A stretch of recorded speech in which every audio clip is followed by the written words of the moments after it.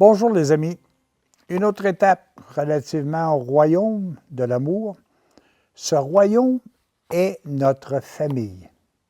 Je vous lis ce texte de l'Évangile de l'an 2000 et par la suite, nous allons essayer de regarder ensemble combien nous sommes si liés à cet aspect-là. Le royaume est la famille de Dieu.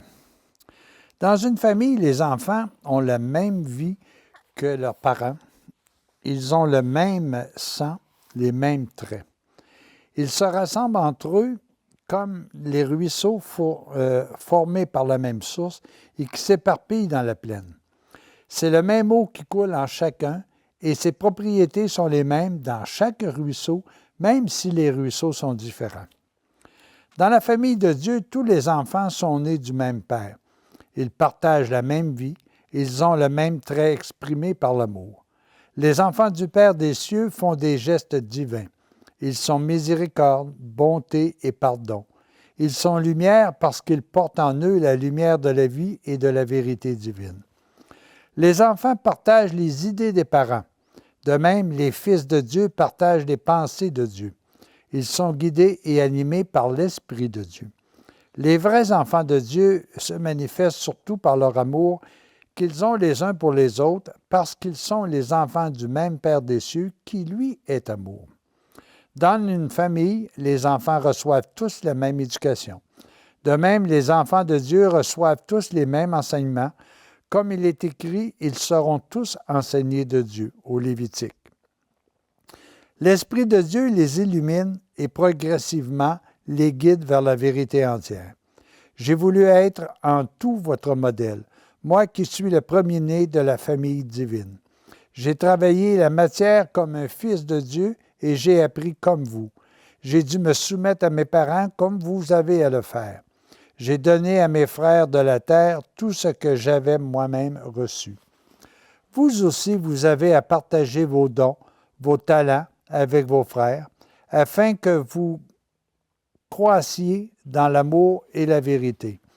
Il n'y a pas d'égoïste dans le royaume des cieux, et celui qui donne a la joie de recevoir davantage. Vous êtes tous différents spirituellement, comme les enfants d'une même famille. Sont tous différents par le visage, leur aptitude et les dons intellectuels. Pourtant, ils partagent la même vie et le même sang coule dans leurs veines. Il en est ainsi dans la famille divine. Tous les fils de Dieu sont différents et leurs dons sont différents. Chacun a une mission spéciale, un rôle, bien à lui, que personne d'autre ne peut jouer. Mais tous doivent travailler selon leur capacité, selon leur disposition, selon leur talent et leur aptitude à l'édification du royaume de Dieu. Évidemment, chez chacun de nous, il y a possibilité de comprendre que nous faisons tous partie de la famille, dans mon cas, des Pelletier, par exemple, parce que nous avons à les côtoyer, nous avons connu dès notre origine terrestre ces personnes-là. Mais même avant tout cela, nous sommes partis d'une particule de Dieu. Et depuis ce temps-là, nous n'appartenons que totalement à cette famille spirituelle, à cette famille de l'amour. Et ce geste-là, nous le voyons sans cesse car nous cherchons toujours à aimer et à être aimés. Mais nous sommes sur Terre à cause des confrontations que nous avons à vivre avec la matière. Nous devons faire face à des progressions qui sont parfois très différentes les uns des autres. Et c'est pourquoi il est important de faire un certain parallèle. Vous savez, sur Terre, là, croyons-le ou pas, il y a des gens qui ne connaissent ni leur père ni leur mère. Pourquoi? Parce qu'ils ont été abandonnés dès leur bas âge. Et ils sont peut-être à la recherche de cette personne-là. Sur le plan spirituel également, plusieurs ignorent qui est leur père, qui est leur mère de façon spirituelle, qui leur a donné la naissance de l'amour à l'intérieur d'eux. Peut-être ne sont-ils pas intéressés à le chercher. Ça sera plus tard, tout simplement. Il y en a également qui savent qui est leur père sur le plan terrestre, mais qui sont davantage aussi intéressés à le connaître davantage, à vivre leur expérience, à suivre leur modèle. C'est la même chose sur le plan spirituel.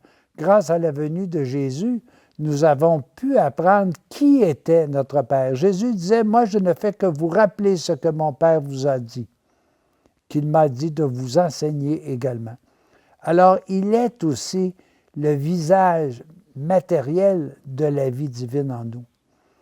Il y en a qui, malheureusement, ne le cherchent pas, ne veulent pas en savoir davantage, mais il y en a d'autres de plus en plus qui sont intéressés à le comprendre, car lui nous a garanti un bonheur éternel, nous a garanti un bonheur ici sur terre comme dans l'éternité.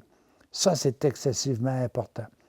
Il y en a d'autres qui, au niveau de leur famille, ils veulent davantage profiter des expériences de leur père, de leur mère, de leurs frères, de leurs sœurs, pour vivre dans une fraternité qui est importante.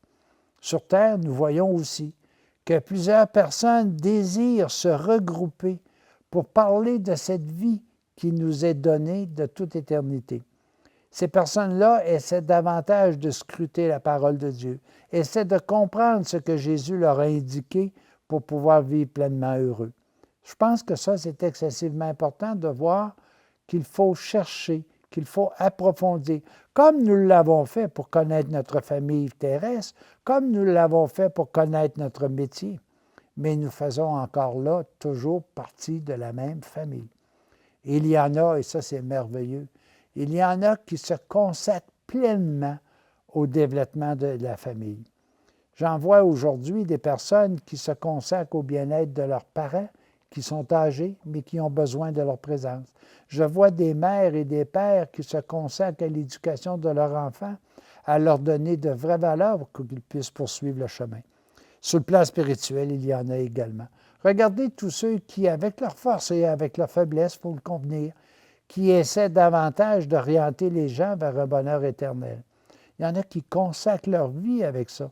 Moi, je me souviens avoir été éduqué, instruit plutôt. Éduqué, ça concerne davantage mes parents, mais instruit par des frères, des sœurs qui se sont voués à notre éducation. Je vois aussi des prêtres, des guides, des prophètes qui viennent nous aider sans cesse. Je vois les événements de la vie qui veulent nous faire apprendre aussi quelle est notre véritable famille. Alors, sachons une seule chose. Sachons, investir dans ce qui est important, d'investir dans une famille qui nous est éternelle.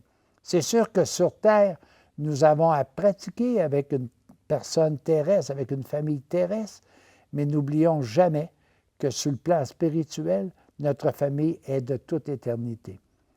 Prenons le temps de comprendre si oui ou non nous acceptons de faire partie de notre famille spirituelle. À tous et à chacun, bonne réflexion.